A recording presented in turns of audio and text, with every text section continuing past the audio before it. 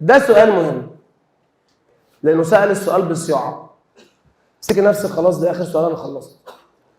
السؤال بيقول لك ايه؟ دي شجره او نخله، وطبعا في غلطه في الرسم، هي مرسومه كده في تقريبا كان في بنك المعرفه السؤال ده، فالمفروض دي اصغر من كده، هو مرسوم كده مش موضوعنا.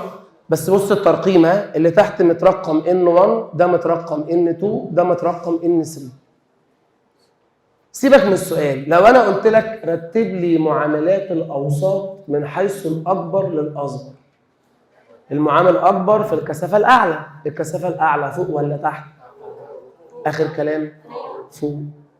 تحت اسخن كثافته اقل. اذا اعلى كثافه بناء على الترقيم اللي هو مرقمه N3 اكبر من N2 اكبر من. طب ما ده لو بقى خلاك عايز ترتب السرعه، مش السرعه عكسيه مع المعامل، يبقى V1 اكبر من V2 اكبر من V3. يبقى لو عايز ارتب الطول الموجي طردي مع السرعه، يبقى لامدا 1 اكبر من لامدا 2 اكبر من لامدا 3. طب لو عايز ارتب التردد بتاع الموجات المتحركه، جدع بيت فايقه، لا يا باشا التردد ثابت عند انتقال نفس الموجه بين اوساط مختلفه.